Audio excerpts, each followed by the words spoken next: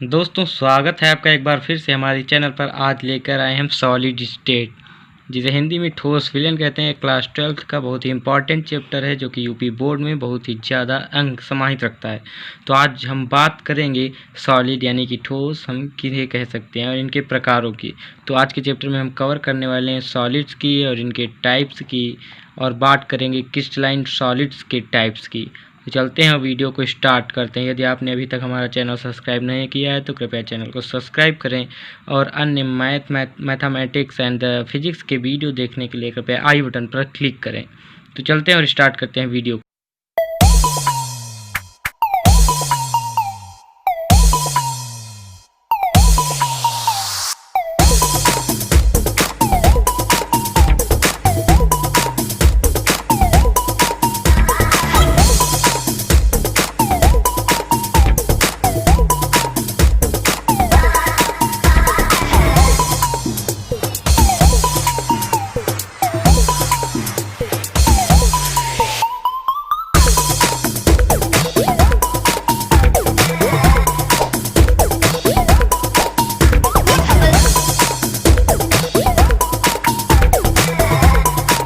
चलते हैं और स्टार्ट करते हैं वीडियो को।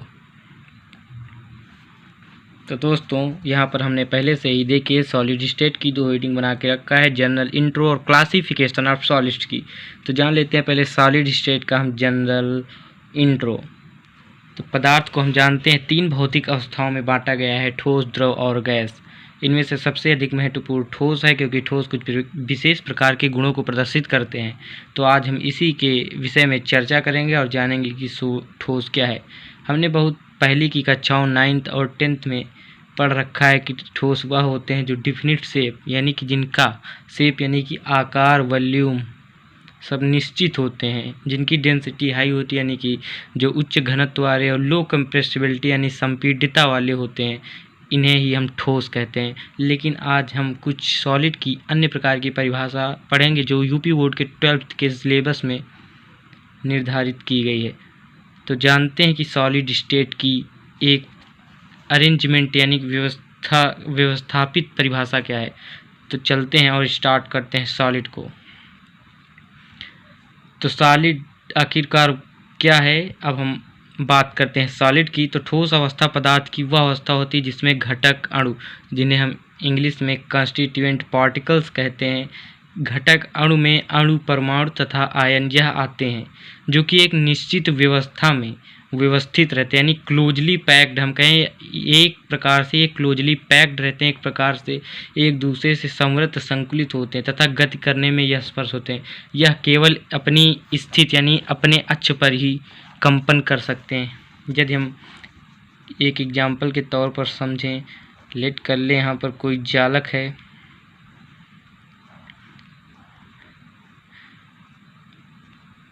और यह जालक अपने अणु, परमाणु तथा आयनों द्वारा, अणु या परमाणु या आयनों द्वारा एक प्रकार से व्यवस्थित है।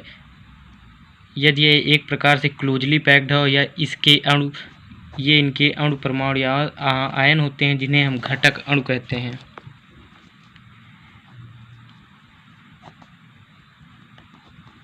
यह एक रूप से व्यवस्थित रहते हैं, तो इसे हम सॉलिड यानी कि ठोस अवस्था कहते हैं।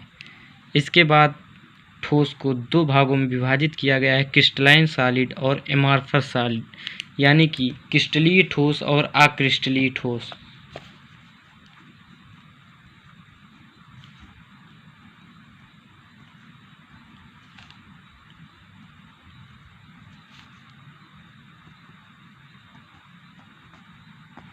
तो हम बात करने वाले हैं क्रिस्टलीय ठोस की। तो क्रिस्टलीय ठोस का एक प्रकार होता है जिसमें जो इसके घटक अणु होते हैं एक डिफिनिट ज्योमेट्रिकल पैटर्न में अरेंज रहते हैं। यानी कि यदि हम परिभाषा को एक विभिन्न प्रकार की संरचनात्मक इकाइयों यानी कि अणु, परमाणु तथा आयन को एक निश्चित प्रकार यानी एक निश्चित पैटर्न में व्यवस्थित कर दें, तो उससे जो हमें ठोस प्राप्त होगा उसे हम क्रिस्टलीय ठोस कहते हैं। यदि इन्हीं कॉन्स्टिट्यूएंट पार्टिकल्स यानी घटक अणुओं को हम एक प्रकार से रैंडमली मूविंग कराएं तो हमें एक अक्रिस्टलीय ठोस प्राप्त होगा। तो देखते हैं क्रिस्टलीय ठोस और अक्रिस्टलीय ठोसों के कुछ उदाहरण। तो बात करते हैं क्रिस्टलीय ठोस को कुछ उदाहरणों की। लेट करते हैं यहाँ पर हमारा एक क्यूब आपको स्क्रीन पर दिख रहा होगा।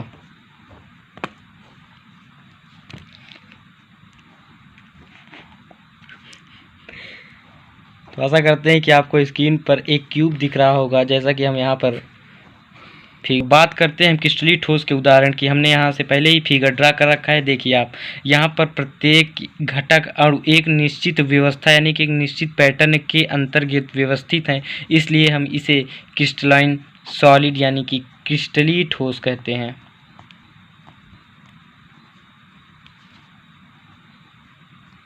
यहीं पर यदि हम बात करें अक्रिस्टलीय ठोस के उदाहरण की, तो हम कुछ इस प्रकार से रैंडमली मूविंग घटक अणुओं का एग्जाम्पल ले सकते हैं।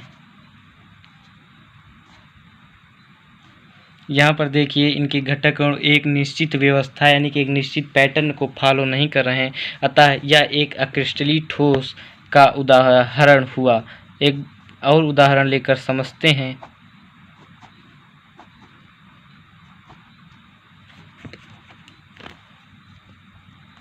यह देखिए यहाँ पर भी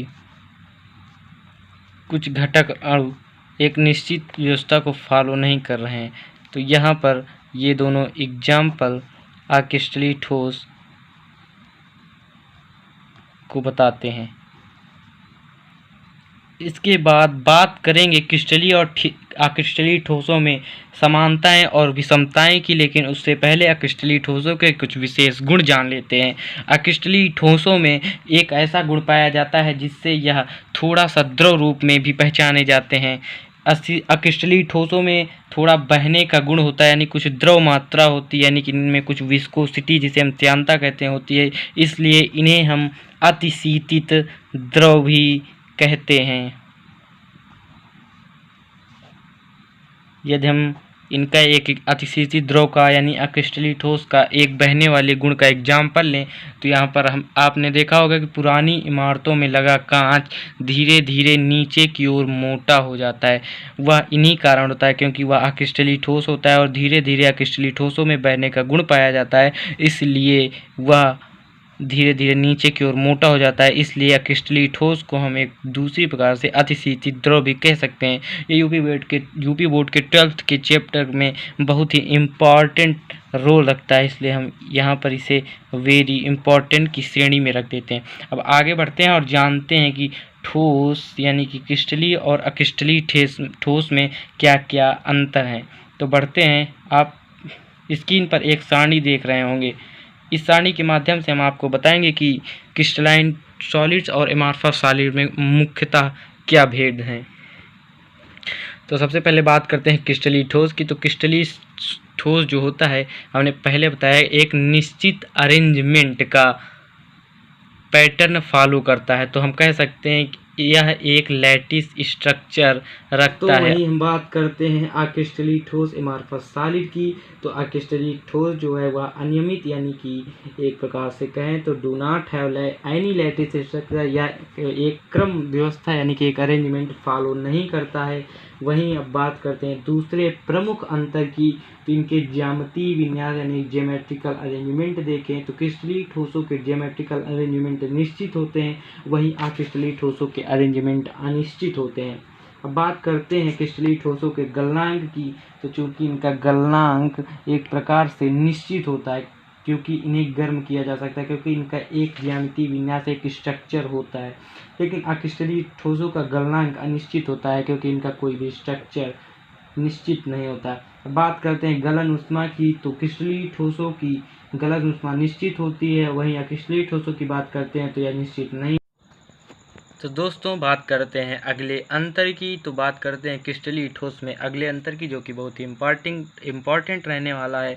तो क्रिस्टलीय ठोस विषमदैशिकता को प्रदर्शित करते हैं यानी कि एनिसोट्रॉपिक होते हैं। और वहीं बात करते हैं क्रिस्टलीय ठोसों की। तो क्रिस्टलीय ठोस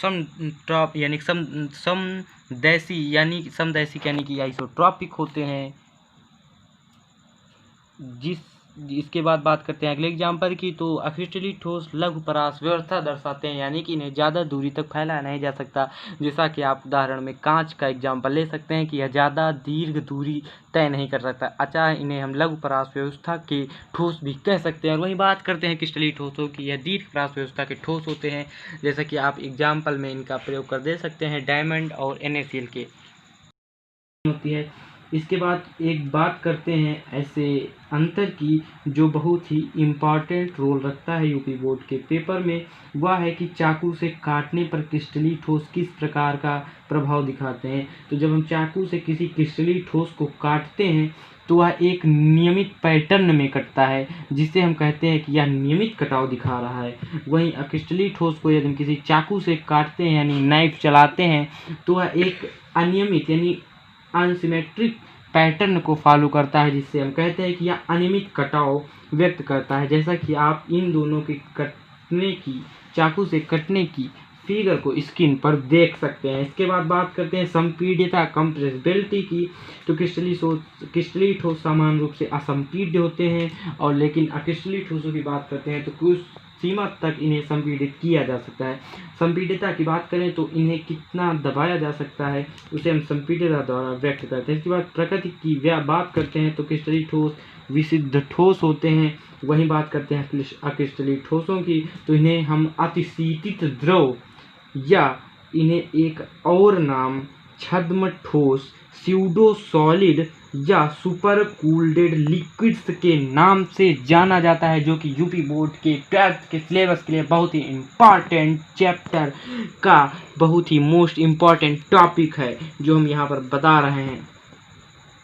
तो आशा करता हूँ कि आपको यह अंतर बहुत ही अच्छे लगे होंगे और बहुत ही छोटे छोटे लगे होंगे। इसके बाद बात कर लेते हैं कुछ क्रिस्टलीय और अक्रिस्टलीय ठोसों के उदाहरणों की। तो क्रिस्टलीय ठोसों के उदाहरणों में डायमंड, NaCl यानी कि सोडियम क्लोराइड की संरचना हो गई। और वहीं बात करते हैं अमॉर्फस सॉलिड की, तो ग्लास, रबर और प्लास्टिक। आप रबर, ग्लास अथवा प्लास्टिक का प्रैक्टिकल घर में भी कर सकते हैं। यदि आपको इसका प्रैक्टिकल सीखना है तो कृपया हमें ज़रूर से ज़रूर कमेंट के माध्यम से बताएं, क्योंकि यहाँ पर हम कुछ दिनों के बाद और आपके रुझान के अनुसार केमिस्ट्री में प्रैक्टिकल को भी इन्वॉल्व करने वाले हैं, जिससे आपको केमिस्ट्री समझने में भी कोई आसानी न हो। क्योंकि हमने आसपास के कई विद्यार्थियों से पता किया तो उन्हें केमिस्ट्री में बहुत ही प्रॉब्लम होती है। तो दोस्तों, यदि आपको कोई भी प्रॉब्लम है तो कृपया हमारे चैनल को सब्सक्राइब करें और बेल आइकन को ऑन कर दें और कमेंट करना ना भूलें। तो दोस्तों, थैंक्स फॉर वाचिंग। अब मिलते हैं अगले वीडियो में, तो तब तक के लिए धन्यवाद।